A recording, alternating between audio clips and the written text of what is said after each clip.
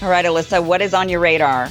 If you've turned on the news over the last few weeks, you're probably sad about the state of our nation. Hell, if you've turned on the news in the last few years, I'm sure you are. We're divided. The right hates the left hates the right. Our politicians all seem to be varying degrees of morons, and we can't seem to agree on anything.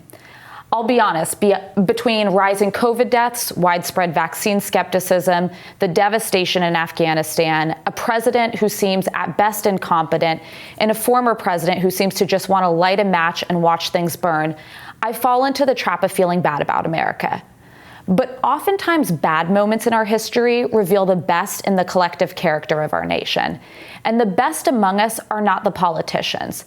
They are the ordinary Americans who step up to help their fellow man.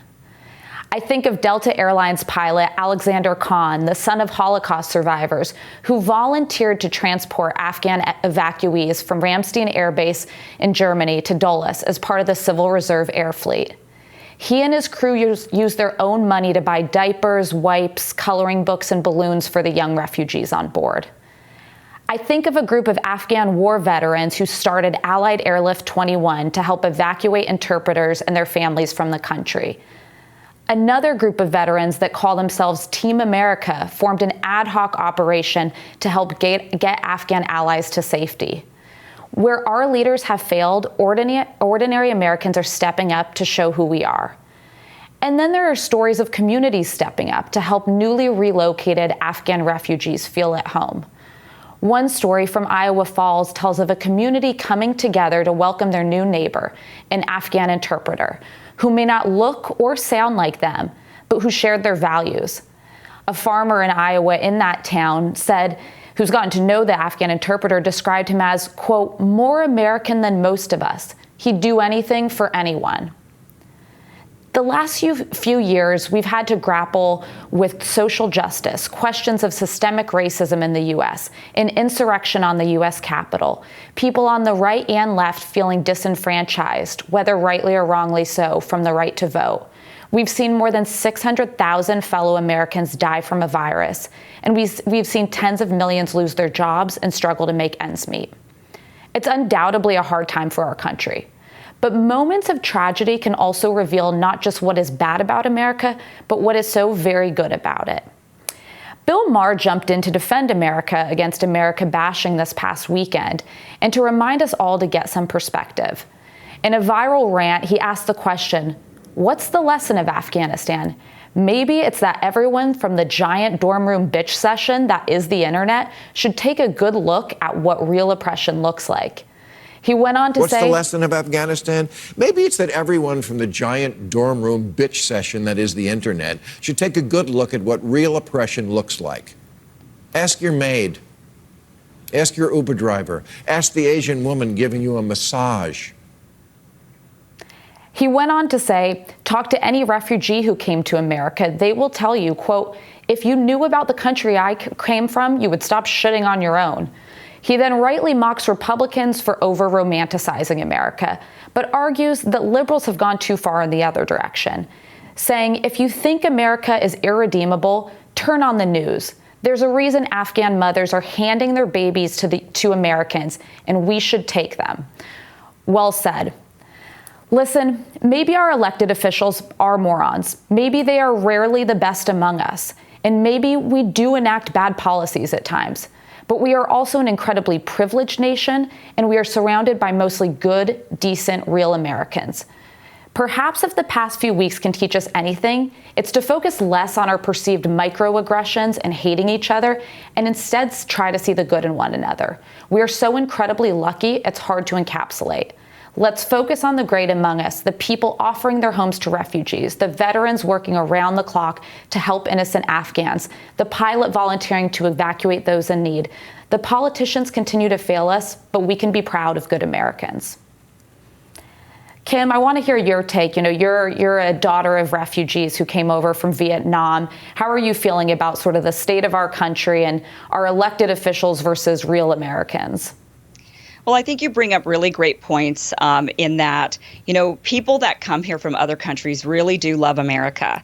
And they come from other places where they say it wasn't so good there.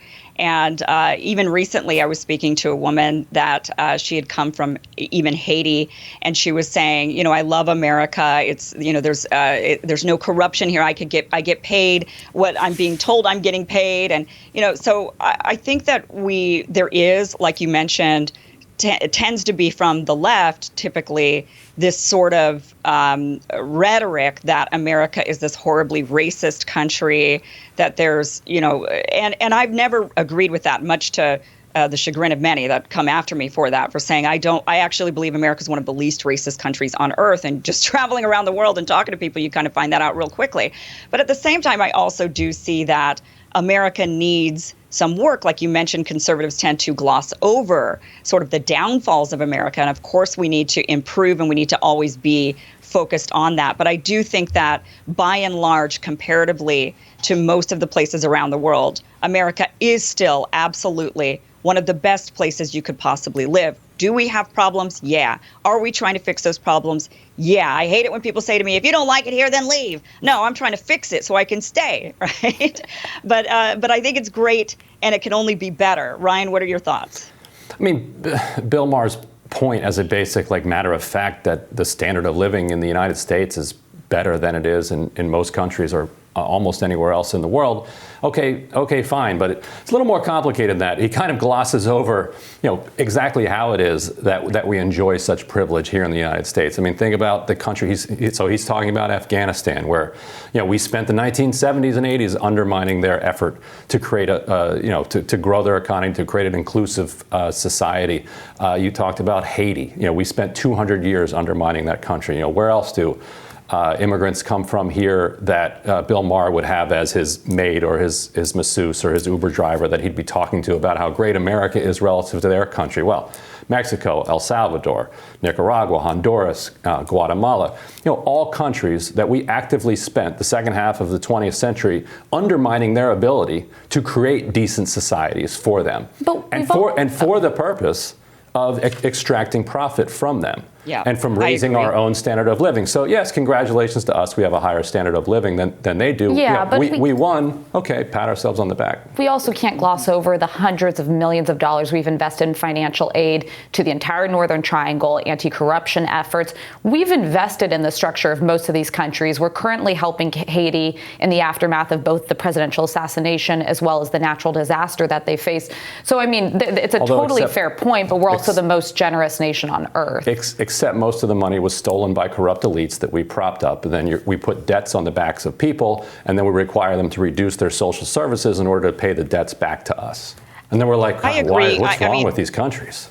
I agree with Ryan that we have done definitely a lot of damage around the world trying to undermine economies and siphoning resources and coups and whatnot. But I also still believe that, despite the economic aspects of it, and a lot of refugees don't come here or people don't immigrate here just simply because of the economics, but also because of maybe cultural things, women being oppressed or, there's a variety of other aspects there. Racism is definitely rampant around the world. So I think that there's kind of a two-part issue there. One, we certainly do need to take accountability for, I think, as a country and our foreign policy.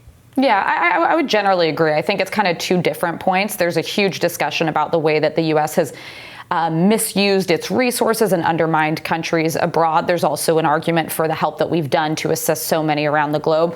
But I do think, just back to the general point of it's good for us all to keep a little bit of perspective about how good we have it, how free we are, how successful women are able to be, how anyone can thrive in the U.S. And it doesn't mean we don't have serious, real issues to deal with, but maybe calm down a bit is my thought. With that, Team Rising joins us next.